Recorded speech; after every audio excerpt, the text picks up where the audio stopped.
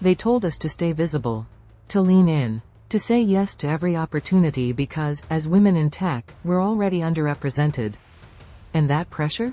It's real. But let me tell you something I wish I'd known when I started my career in tech. Visibility without boundaries is a trap. I used to think that saying yes made me valuable, more meetings, more involvement, more hustle. But the truth is, the more available I made myself, the less I was respected. Not because I wasn't capable, but because I was too accessible. And when you're always accessible, you start to become invisible. Strategic unavailability changed everything for me. Let's be clear, unavailability doesn't mean being unhelpful or distant. It means being intentional. It means understanding that people who truly lead don't just fill their calendars, they protect them. You might have noticed this. When a man in leadership says no, it's called focus. When a woman says no, it's questioned. So we try to soften it. Sorry, I'm just swamped. Let me see if I can move things around. But here's the refrain. You don't need to justify prioritizing your purpose. Scarcity creates value. And that applies to your time, your energy, and your attention. You don't owe everyone access to you. Especially when that access comes at the cost of your vision. And here's something else we don't talk about enough. Delegation isn't weakness, it's leadership. As women, especially those navigating male-dominated spaces like tech, we've been taught that we have to do it all, to prove we belong. But what actually proves you belong? Empowering others to rise with you. Delegation is a skill, and a powerful one. It says, I trust others. I know how to prioritize.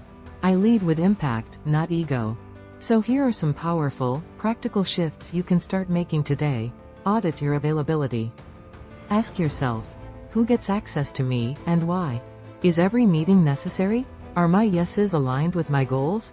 Say no without guilt. Practice this phrase. I'm unavailable at that time, that's it. No backstory. No apology.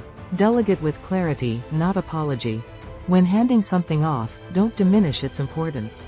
Say, I'd like you to lead this, I trust your judgment.